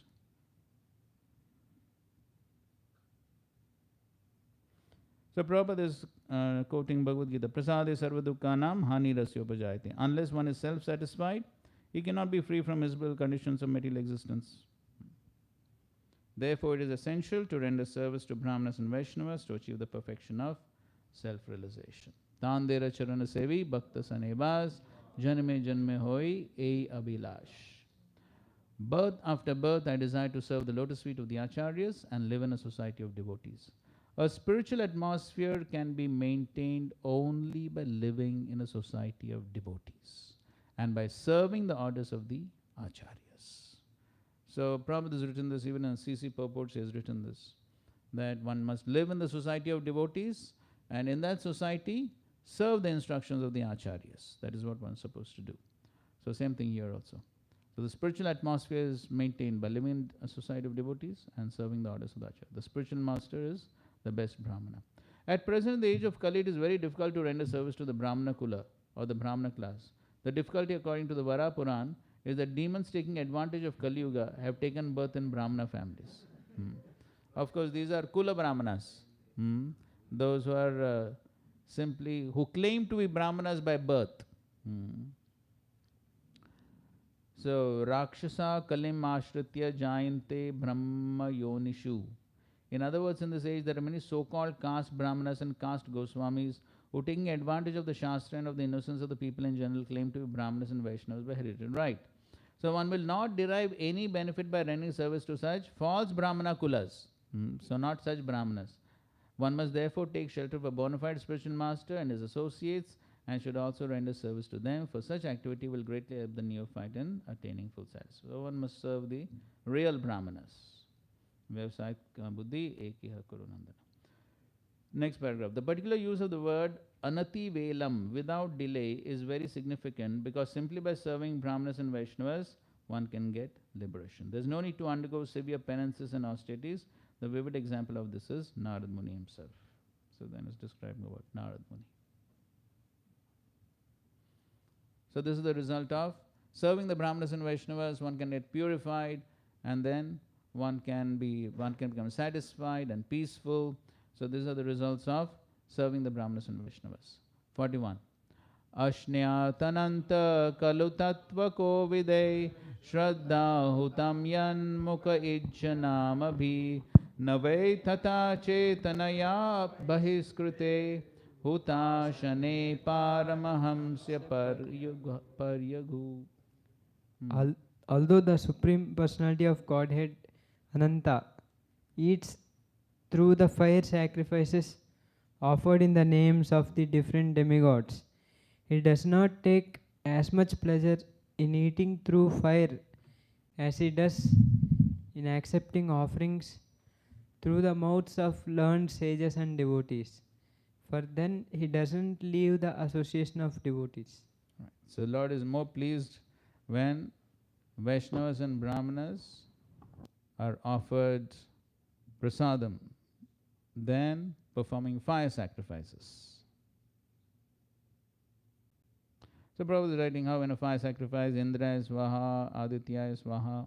So these mantras are uttered to satisfy Supreme Personality of Godhead through the demigods such as Indra and Aditya. For the Supreme Personality of Godhead says, Nam tishtami vaikunte yoginam hrideshava tatra tishtami narta yatra gayanti madbhakt. Fire is certainly devoid of life, but devotees and Brahmanas are the living representatives of the Supreme Lord. Therefore, to feed Brahmanas and Vaishnavas is to feed the Supreme Personality of Godhead directly. It may be concluded that instead of offering fire sacrifices, one should offer foodstuffs to Brahmanas and Vaishnavas, for that process is more effective than fire yajna. And the vivid example is Advait Prabhu and Haridas Thakur, how we offered the Shraddha Patra first to Haridas Thakur. Okay, 42. Yad Brahma Nityam Virajam Sanatanam Shraddha Tapo Mangala Mauna Sanyame Samadhina Bhibrati Harta Drishtaye Yatre Damadarsha Ivava Bhasate. In Brahmanical culture, a Brahmana's transcendental position is eternally maintained. because the injunction of the Vedas are accepted with faith, austerity, scriptural conclusions, full sense and mind control and meditation. In this way, the real goal of life is illuminated, just as one's face is fully reflected in a clear mirror. So here he's saying that in Brahminical culture, the Brahmana's position is maintained. Why? Because he follows the injunctions of the Vedas with faith, austerity, and all that. So the main way in which the Brahminic culture is maintained is by following the Shastric injunctions. Purport. Since it is described in the previous verse that feeding a living Brahmana is more effective than offering oblations in a fire sacrifice, in this verse it is now clearly described that what Brahmanism is and who a Brahmana is. In the age of Kali, taking advantage of the fact that by feeding a Brahmana one obtains a more effective result than by performing sacrifices, a class of men with no Brahminical qualifications claim the eating privilege known as Brahman Bhojan simply on the basis of their birth in Brahmana families. In order to distinguish this class of men from the real Brahmanas, Maharaj Prithu is giving an exact description of a Brahmana in the Brahminical culture. One should not take advantage of his position simply to live like a fire without light.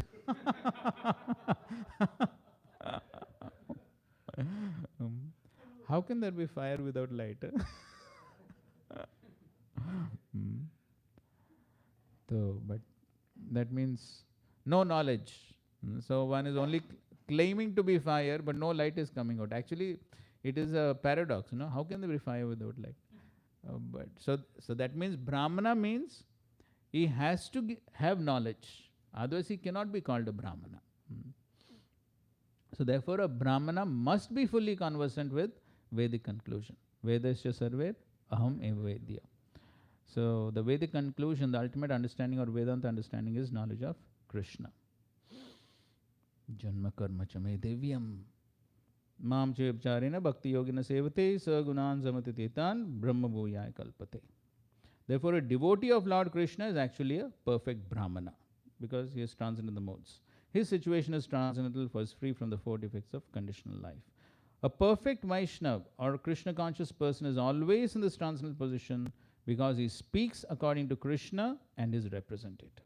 Because Vaishnavas speak exactly according to the tune of Krishna. Whatever they say is free from these four defects.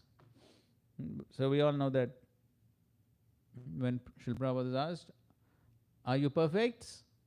What he said? I may not be perfect, but what I am speaking is perfect because it is coming from perfect source. That is Krishna, who is free from four defects. And what is the analogy Prabhupada gives? Okay, one is postman. Child father kya? Yes. So if the child asks, different place, Prabhupada, what is this? Watch. So if somebody asks the child, what is this? Child doesn't know what it is, but he simply repeats what the father says. It's perfect. If he simply repeats, it is perfect, even though he may not understand. So similarly, one may not understand everything what the Shastra is saying. One may not understand completely who is Krishna and all that. But if one simply repeats what the Shastra is saying or what the Guru is saying, then those words are perfect, free from the four defects. And the same principle also applies to actions. Yes. So the same principle. In fact, after that Prabhupada is writing, these devotional activities are transcendental and free from mistakes, illusions, cheating and imperfection. Therefore, anyone who is a sincere devotee of Lord Krishna and who preaches this cult, speaking only on the basis of Krishna's instructions, is understood to be virajam or free from the defects of material contamination. A genuine Brahmana or Vaishnava therefore depends eternally on the conclusion of the Vedas or Vedic versions presented by the Supreme Personality of Godhead himself. And towards the end of the paragraph, one should therefore study the Vedas with faith, not only for one's personal knowledge, but for the sake of spreading this knowledge and these activities through real faith in the words of the Supreme Personality of Godhead and the Vedas. The word Mangala, auspicious in this verse, is very significant. Srila Sridhar Swami quotes that to do what is good and to reject what is not good is called mangala or auspicious. To do what is good means to accept everything favorable to the discharge of devotional service, and to reject what is not good means to reject everything not favorable for discharging devotional service. And then he's talking about in our Krishna consciousness movement, we have 4 prohibited items, and accepting the daily chanting of at least 16 rounds of the Hare Krishna Maha Mantra and the daily meditation 3 times a day by chanting the Gayatri Mantra. In this way, one can keep his Brahmanical culture and spiritual strength intact. So if one follows these, then one can keep Brahmanical culture and spiritual strength intact. By following these principles of devotional service strictly, chanting 24 hours a day, Maha Mantra, Hare Krishna, Krishna Krishna, Hare Hare, Hare Ram, Ram Ram, Hare Hare. One makes positive progress in spiritual life, ultimately becomes completely fit to see the Supreme Personality of Godhead face to face. Because the ultimate goal of studying or understanding the Vedic knowledge is to find Krishna.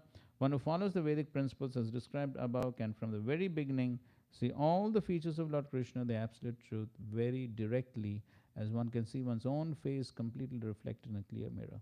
The conclusion is therefore that a Brahmana does not become a Brahmana simply because he is a living entity or is born in a Brahmana family. He must possess all the qualities mentioned in the Shastras and practice the Brahmanical principles in his life. Guna, karma. Qualities must be there, activities also must be there. Thus, he ultimately becomes a fully Krishna conscious person and can understand what Krishna is. Premanjana Charita Bhakti. So therefore he is clarifying, yes, feeding Brahmanas is good. They are representatives of the Supreme Lord, but one must be a proper Brahmana based on guna and karma. Not otherwise feeding some bogus Brahmana is no use. So therefore, he spoke about the glories of Brahmanas and Vaishnavas. Now he is begging. What is he begging? Teshamaham pada sarojarenum arya vaheyadi kiritam ayu yam nityada bhibrata ashu papam nasyatyamum sarvaguna bhajanti. O respectable personalities present here, I beg the blessings of all of you that I may perpetually carry on my crown the dust of the lotus feet of such Brahmanas and Vaishnavas until the end of my life. He who can carry such dust on his head is very soon relieved of all the reaction which arise from sinful life, and eventually he develops all good and desirable qualities. So therefore here he is begging. What? Yes, Pada Saroja Renum, the dust of the lotus feet of the Brahmanas and the Vaishnavas. He wants to put on his kiritam, on his helmet, on his head. Because if one does that, Ashu Papam Nashyati. And one develops all Sarva Guna Bhajanti. So he's aspiring to take the dust of all the lotus feet of the Brahmanas and the Vaishnavas. So Prabhupada is quoting 2 verses here, Yasyasti Bhaktir Bhagavata Kirchana and Prahlad Maharaj, Neisham Matistavadurukramangrim. Unless one takes the dust of the lotus feet of a pure Vaishnava on one's head, one cannot understand what the Supreme Personality of Godhead is, and unless one knows the Supreme Personality of Godhead, one's life remains imperfect. A great soul who is fully surrendered to the Supreme Lord after understanding Him fully and after repeatedly undergoing austerities and penance for many, many lives is very rare. The crown of a king is simply a big load if the king or head of the state does not actually bear the dust of the lotus feet of Brahmanas and Vaishnavas. In other words, if a liberal king like Prithu Maharaj does not follow the instructions, so what does taking the dust mean? Yes. So here it is very clearly said. Sometimes devotees also ask, what does it mean to take dust? So here you can see a very clear reference. What is meant by taking the dust? So, in other words, if a liberal king like Prithu Maharaj does not follow the instructions of Brahmanas and Vaishnavas or does not follow the Brahmanical culture, he is simply a burden on the state, for he cannot benefit the citizens. Maharaj Prithu is the perfect example of an ideal chief executive. So it's already 1 o'clock, there are just a few more verses. So we'll finish it, right?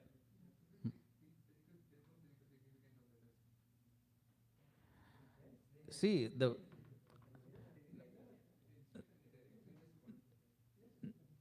No, that verse is also there, no, in Chaitanya Charitamrita. Teen Mahabal. So that is also there. That is also there.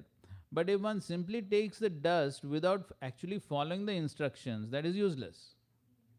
So then that will only become useless ritual. Yes, some sentimental thing. So many people are ready to do many sentimental things. That is easy. Doing sentimental things are easy. But the main thing is following the instructions. Okay, 44. This I suppose is the last verse regarding this glorification of Brahmanas and Vaishnavas.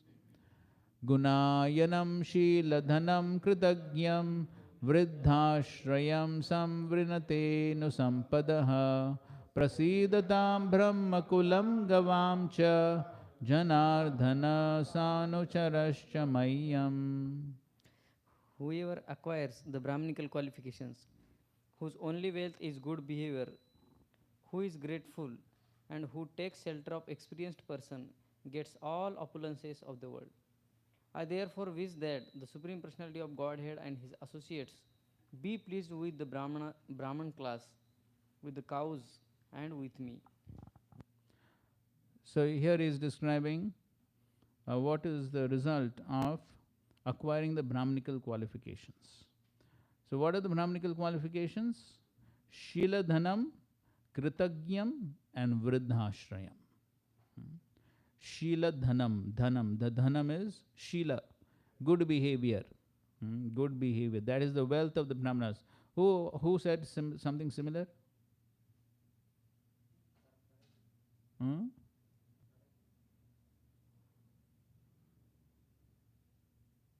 Chaitanya Mahaprabhu. He told whom? Sanatana Goswami. What is the wealth? What is the decoration of the Vaishnava? Following the Vaishnava etiquette. Following the Vaishnava etiquette is ornaments, abhushan for the Vaishnava. So that is the wealth. So that is the wealth of the Vaishnava. Shila Dhanam. And Kritagyam, one who is grateful. And Vriddhashrayam, one who takes shelter of the learned. So these are the main Brahminical qualifications. So if one acquires them, how can one acquire them? By the mercy of the Brahmanas and the Vaishnavas, one can acquire them.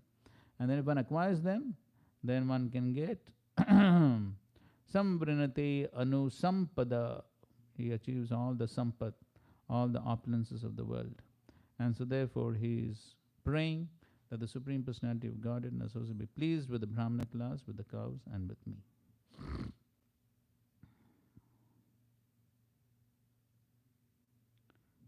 So Prabhupada is saying, in other words, wherever there are Brahmanas and Brahminical culture, there are cows and cow protection. In a society or civilization in which there are no Brahmanas or Brahminical culture, cows are treated as ordinary animals and slaughtered at the sacrifice of human civilization. The specific mention of the word Gavam by Prithu Maharaj is significant because the Lord is always associated with cows and his devotees. Next paragraph. A devotee acquires all the good qualities of the demigods. He is Gunayanam, reservoir of all good qualities. His only asset is good behavior and is grateful. Gratitude for the mercy of the Supreme Personality of Godhead is one of the qualities of Brahmanas and Vaishnavas. I think so we have discussed before, importance of gratitude. Everyone should feel grateful to the Supreme Personality of Godhead because he is maintaining all living entities and supplying their necessities. Eko Bahuna Yo Vidadati Kama. Then next is Vriddhashrayam. So there are two kinds of old men, he who is advanced in years and he who is experienced in knowledge. One who is advanced in knowledge is actually Vriddha, Jnana Vriddha. One does not become Vriddha simply by advancing in age. Vriddhashrayam, a person who takes shelter of a superior person who is advanced in knowledge, can acquire all the good qualities of a Brahmana and be trained in good behavior. When one actually attains good qualities, becomes grateful for the mercy of the Supreme Personality of Godhead, and takes shelter of a bona fide spiritual master, he is endowed with all opulence. Okay, so these three things are important. So trying to develop good qualities, good character, we discussed many times. So the Lord is pleased with good qualities. We saw in the example of Prithu Maharaj, the Lord said, I am captivated by what? Good qualities. So that is what pleases the Supreme Lord. So here also same thing. So good qualities, grateful for the mercy, and one takes shelter of the bona fide spiritual master, then is endowed with all opulence. Such a person is a Brahmana or Vaishnava. Such a person is a Brahmana or Vaishnava. So a Brahmana is one who has all these qualities, a Vaishnava. Therefore, Prithu Maharaj invokes the blessings and mercy of the Supreme Personality of Godhead with his associates, devotees, Vaishnavas, Brahmanas, and cows. So that's the end of Prithu Maharaj's instruction to his citizens. Okay, so now some conclusive words. Maitreya uvacha iti brvanam nripatim pitrideva dvijataya tushtuvorishta manasa sadhuvadena sadhava. The great sage Maitreya said, after hearing King Prithu speak so nicely, all the demigods, the denizens of Pitraloka, the Brahmanas, and the saintly person present at the meeting congratulated him by expressing their goodwill. Sadhuvadena. Sadhu, sadhu. Prabhupada said, when a person speaks very nicely at a meeting, is congratulated by the audience who express their goodwill with the words sadhu, sadhu. This is called sadhuvada.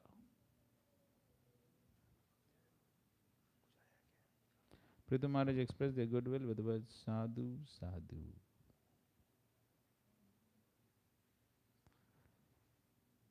Forty-six. Putrena jayate lokaniti satyavati shruti brahmadanda hata papo yadveno tyataratsama.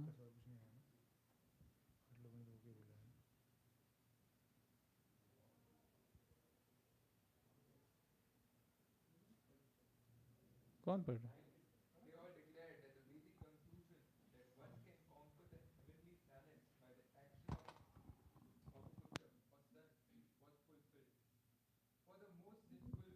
Who had been killed by the curse of the Brahmanas was now delivered from the darkest region of hellish life by his son Maharaj Prithu.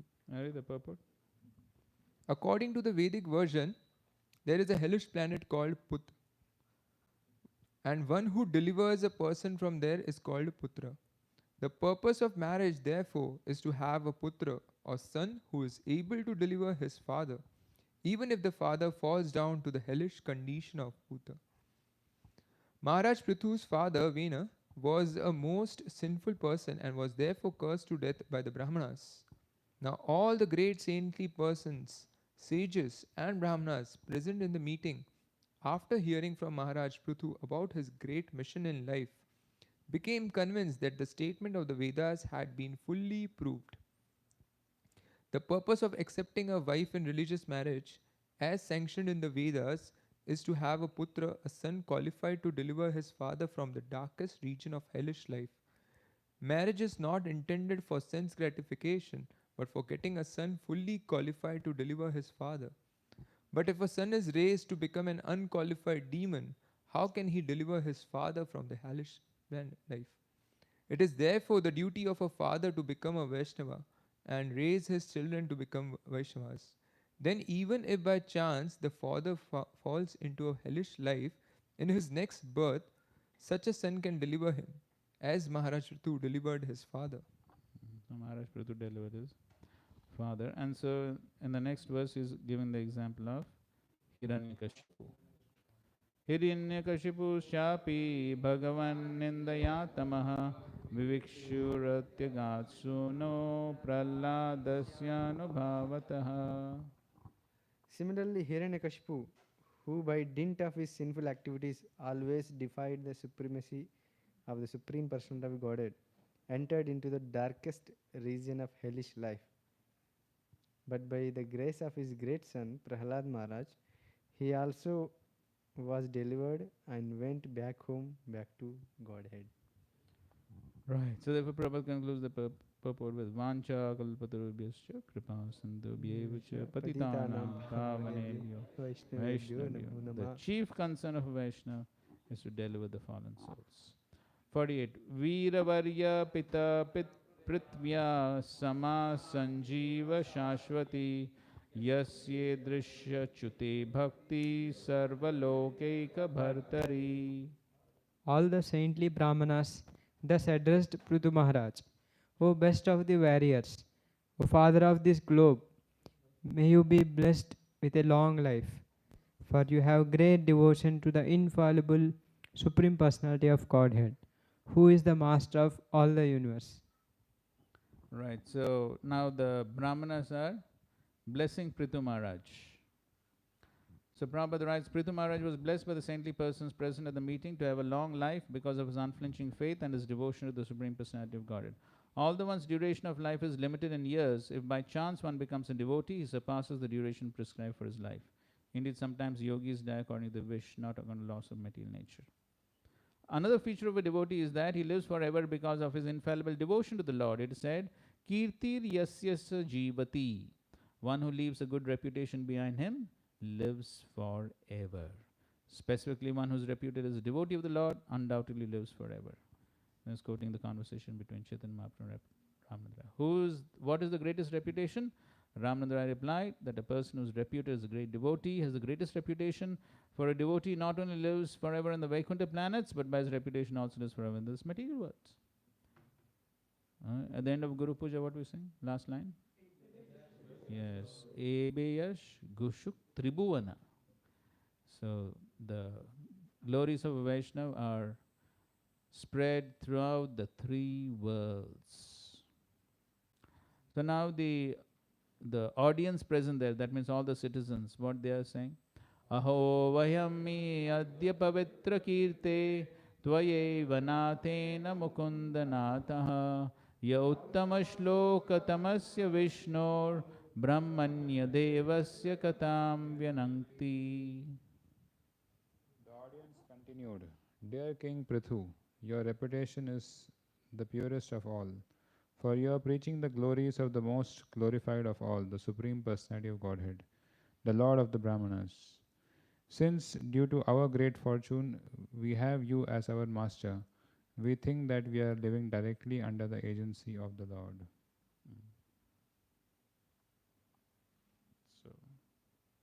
So he was perfectly performing his duties as the representative of the Supreme Lord. So the citizens are very happy. 50. Natyadbhutam idam natha tava jivnya sushasanam prajanurago mahatam prakriti karunatmanam. Translation. Our dear Lord, it is your occupational duty to rule over your citizens. That is not very wonderful task for a personality like you, who are so affectionate in seeing to the interests of the citizens, because you are full of mercy. That is the greatness of your character. So the citizens are appreciating the character of Maharaj Prithu. So if one has good character, then automatically performs his duty also nicely. Prabhupada writes, the Brahmana should live by spreading knowledge and should therefore take contributions from their disciples, whereas a king should give protection to the citizens for their development to the highest standard of life, and he can therefore levy taxes from them. Businessmen or mercantile people, because they produce foodstuff for the whole of society, can take a little profit from this, whereas the Shudras, who cannot work as either Brahmanas, Kshatriyas or Vaishyas, should give service to the higher class of society and be provided by them for the supply of necessities of life. So that is how one ashram works. So the symptom of qualified king or political leaders mentioned here must be very merciful and compassionate to the people and see to their prime interest, which is to become elevated devotees of the Supreme Personality of Godhead. Again, he's quoting Vanchakalpatru. And right, is Patit Pavan, the deliverer of fallen souls. And so the entire human society is benefited by such a king. 51. Adyanastamasa parastvayopasidata prabho brahmyatam nashta drishtinam karma birdaiva sanyate. The citizens continued, Today, you have opened our eyes and revealed how to cross to the other side of the ocean of darkness by our past deeds and by the arrangement of superior authority. We are entangled in a network of fruitive activities and have lost sight of the destination of life. Thus, we have been wandering within the universe. So they're feeling very grateful that Maharaj Prithu has given them knowledge and opened their eyes. Om Ajnana Timirandasya Jnana. Prabhupada writes towards the end of the purport, it's by the grace of the spiritual master and the Supreme Personality of Godhead that we get the clue of devotional life, and thus progressive success in our life begins. Here this is admitted by the citizens of King Prithu. In full consciousness, they admit the benefit they have derived from the activities of Maharaj Prithu. So they're feeling grateful for the benefit they have received. Namo vivriddha sattvaya purushaya mahiyase yo brahma kshatram avishya bibartidam swatejasa. Dear Lord, you are situated in your pure existential position of goodness. Therefore, you are the perfect representative of the Supreme Lord. You are glorified by your own prowess, and thus you are maintaining the entire world by introducing Brahmanical culture and protecting everyone in your line of duty as a Kshatriya. Right. So again, the citizens are glorifying the wonderful rule of Prithu Maharaj according to Brahmanical culture. So Prabhupada writes, without the spread of Brahmanical culture and without proper protection from the government, no social standard can be maintained properly. This is admitted in the verse by the citizens of Maharaj Prithu, who could maintain the wonderful situation of his government due to his position in pure goodness. Vivriddha Sattvaya. One has to be raised from the platform of ignorance to the platform of goodness by devotional service.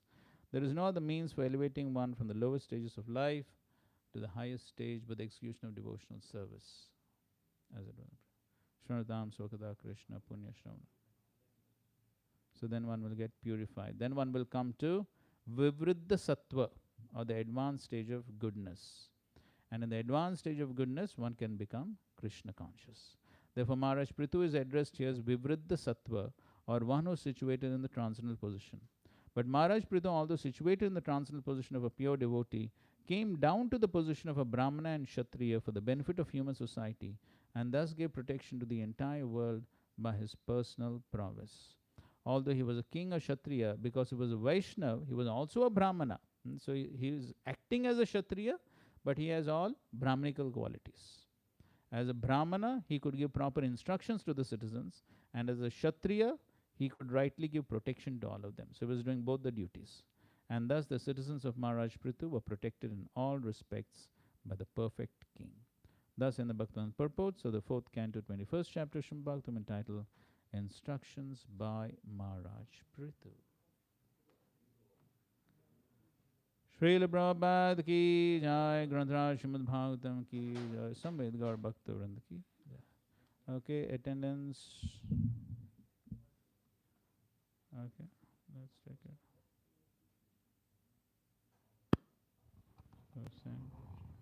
Advait Karnapur is there, right?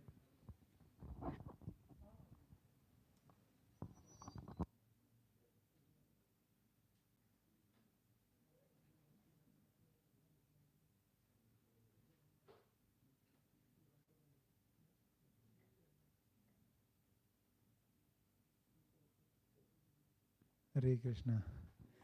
So only 2 devotees have expressed that concern regarding the October Bhakti Vaibhav meet dates postponing. That is our Manmohan Krishna Prabhu and Vanachari Gopal Prabhu. So Manmohan Krishna Prabhu is not here, no? Anji, he was there yesterday evening. I saw him. Now he is not come. So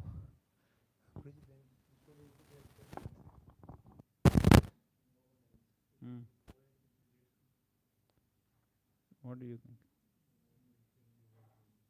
Yes. We go by majority. So we will do this dates postponing, Prabhuji, to 6 October to 10. 6 to 10 October this date will be. 6 to 10 October. I will put on the group also. So all of the devotees please try to be present. His Grace Rukmini Krishna Prabhuji, I will confirm him today. 6 to 10 October. Then Prabhuji will be there. 23rd unit it will be, I think. 22nd unit is next. Sundar Chaitanya Prabhu will take 1 to 5 September. And then 6 to 10 October. And then November we will not have because devotees go for book distribution marathon. November, December, January, 3 months we will not have. So November it was fixed, no? November is fixed. Because dates you gave, na? And I already fixed Damodar Prabhu.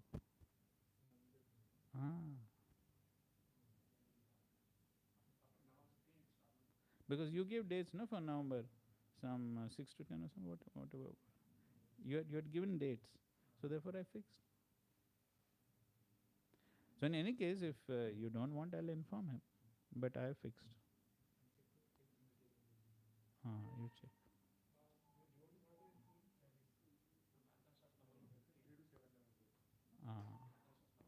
So please tell See, Prabhuji. if devotees are okay, then it's fine. Then No? Prabhuji, आप ही लोग बताइए कि 3 November to 7 November, 3 to 7 November, is it okay? Bhakti Vaibhav. After 7 November, then we can 8 November, 10 November we can start marathon till 10 January, 2 months full we can do. I think that's okay. We can meet, right? See, Kartik will be over then by 4th canto will be over. 4th canto will be over. Then next year we 5 and 6 fast हो जाएगा. Short ही है ना दोनों cantos. 4th and 3rd canto बड़ा है ना. तो ठीक है. 3 to 7 November. How many devotees? Take few seconds. Just think or see your calendar. 3 to 7 November is okay. Kartik is ending. It will be last 3-4 days of Kartik. So Kartik is ending. So 3 to 7 November is okay. How many devotees feel it's okay? It's okay, na? Any? हाँ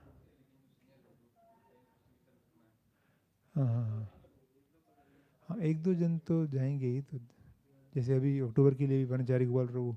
We have to go by majority. 1-2 तो हमेशा रहेंगे. प्रभु आप ही अगर try करेंगे अक्टूबर के लिए, अगर पॉसिबल हो 3-4 दिन लेट चले जाएंगे बस पार्टी में. अगर ट्राई करेंगे अगर हो गया तो. So November का then we will keep Prabhuji because since nobody is telling any concern. So November का we will keep 3 to 7 November. I will inform on the group. Damodar Prabhuji. Damodar Prabhuji कौन है? Chopati. So Damodar Prabhuji from ISKCON Chopati, जो famous चैतन्य चरितामृत के लिए मेरे ख्याल से famous है काफ़ी हुआ है ना, मैंने सुना एक बार. तो दामोदर प्रसादम अच्छा है. But he is given to Bhagavatam Prasadam, not kitchen Prasadam. So 3 to 7 November will be the 4th canto last unit. Damodar Prabhuji. Final. I will send on the group also. I will send now. Thank you very much. Hare Krishna. Okay, so we'll like to take this opportunity to thank Nimanita Prabhu for kindly organizing this course. And of course, we would like to thank all of you for kindly taking out trouble and going through this big austerity tapasya for 5 long days. About 4 hours every day. So thank you all very much for your kind patience. And most importantly, of course, it's a good opportunity for me to study the Bhagavatam. So it gives me a good opportunity to read and study the Bhagavatam for my own purification. So I thank all of you for giving me this opportunity to render some service. Thank you all very much. And we look forward to your association sometime next year. Hare Krishna. Shri Prabhupada ki jai, Samved Gaur Bhakta Vrinda ki jai. Hare Krishna. Hare Krishna. Krishna Krishna. Hare Hare. Hare Ram. Hare Ram. Ram Ram. Hare Hare. Actually, Prabhuji, the first or second day you were mentioning that Delhi style 15 minutes break only. I personally felt it is very nice actually. In one shot complete, 11 to 3, 3:15. And then, so anybody feels also correct, this is better? नहीं? नहीं है? Late आते हैं ना, फिर आते नहीं 2 बजे. हरे कृष्ण.